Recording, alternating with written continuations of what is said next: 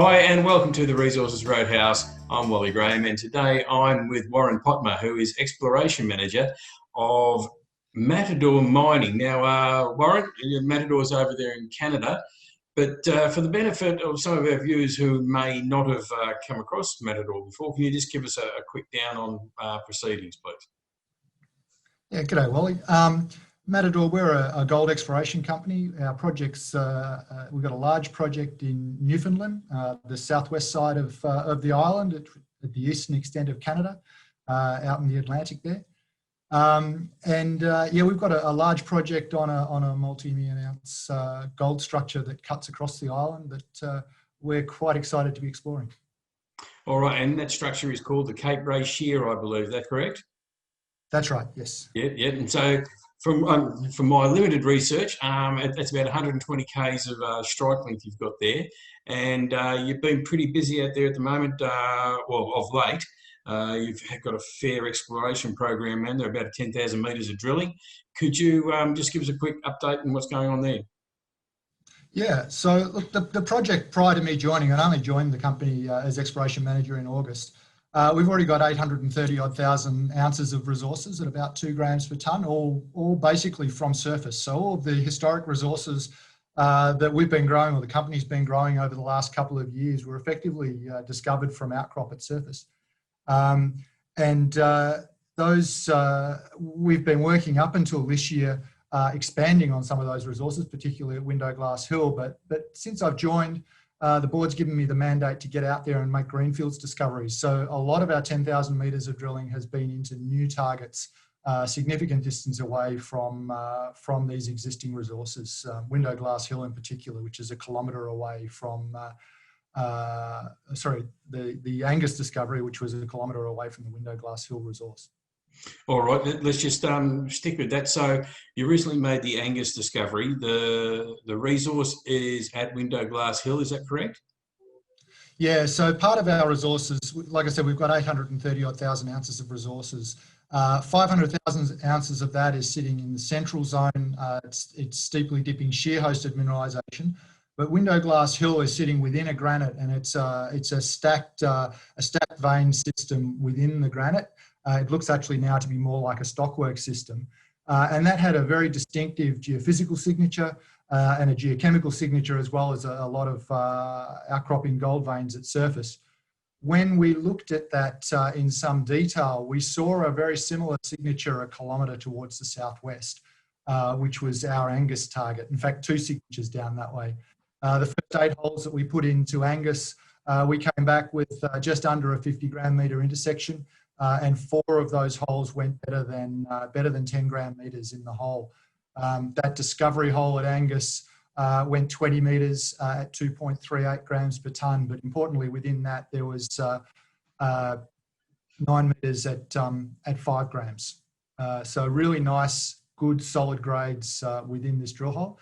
And when we looked at the system, it looks like a nice, broad, typical brittle vein stockwork hosted system that you might find in granites in the Yilgarn, for instance. All right, so and having hit this discovery at Angus, is that going to how's that going to concentrate your drilling? Are you going to stick with around Angus, or are you going to move out from Mangus or Mangus? Are you going to move out from Angus and White Glass Hill as well? Are you going to sort of stay situated around those, or see what's around? Yeah, so look, obviously you want to follow up on the Angus discovery, and we've done that already. So that initial discovery drill hole was reported a couple of months ago now. We followed up with offensive drilling 300 metres to the east of that discovery hole, made another 20 gram metre intersection in that first fence of 3 drill holes 300 metres east. So that whole area within the Window Glass Hill granite, which hosts both the Window Glass Hill resource, which is 230,000 ounces at the moment at about 1.5 grams, and now the Angus discovery, and this additional target to the east, which we now think is basically part of the Angus target, is certainly going to be a focus for us going forwards. We've still got more drill holes that we have drilled into that this season that we don't have the assay results back for, They will be flowing over the next month or two. But in addition to that, we had defined 33 new targets across the entire project area, of which we've prioritised 12, and we've drilled another one of those, so 3 out of the 12 this year, and we'll carry on to drill at least another 9 of those next year.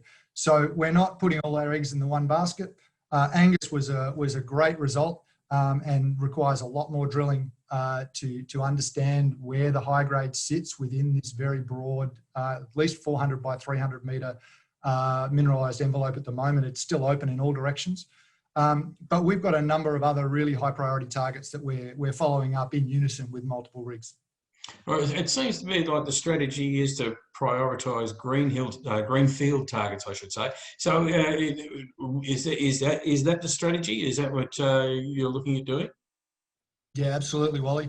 I was brought on board really to drive that greenfields exploration targeting. I mean, we've got 120 kilometres of strike length on this project. Outside of that 15 kilometres where we have all of our existing resources, there's only 20 drill holes in the project in total, outside of that central 15 kilometre zone, which hosts Window Glass Hill and the central zone resources and so forth. There is so much smoke along that structure. If you go 50 kilometres northeast of us, you've got Marathon Resources, 4 million ounces on the same structure.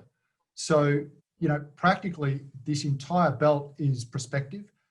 We've got rock chips up to 191 grams per tonne that haven't had a decent drill hole beneath them.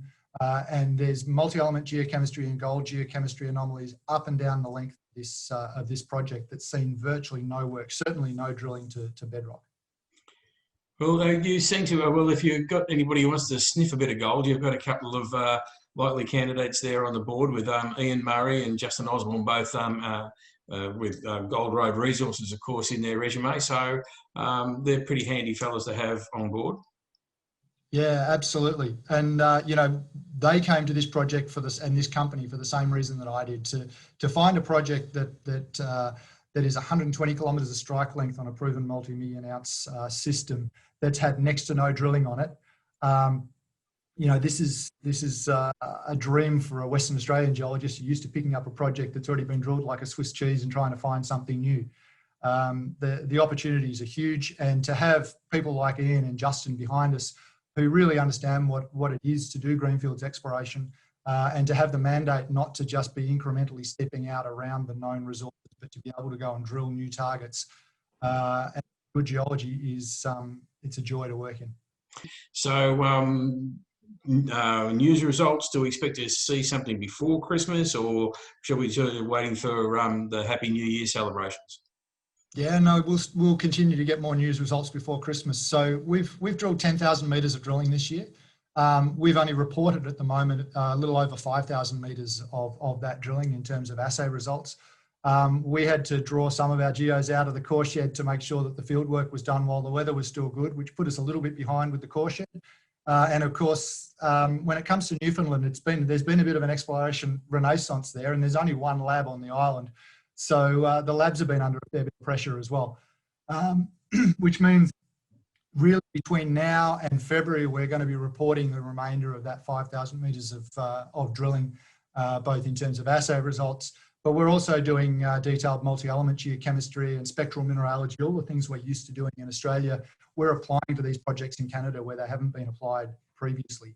So not only will there be gold assay data coming through, but also more information about the mineral system and how we're targeting and what we're going to be doing next year, which is effectively going to be double, hopefully, what we did this year. All right, well, that sounds, whoa, that's a lot going on. So, we look forward to seeing, watching all the news come through. Of course, we'll be bringing it to our viewers and readership here at the Resources Roadhouse. But, well, till next time, we hope to catch up soon, and we hope to find out a lot of good news coming out of Newfoundland for Matador Mining. So until then, thanks a lot. Thanks very much for your time, Wally. Cheers.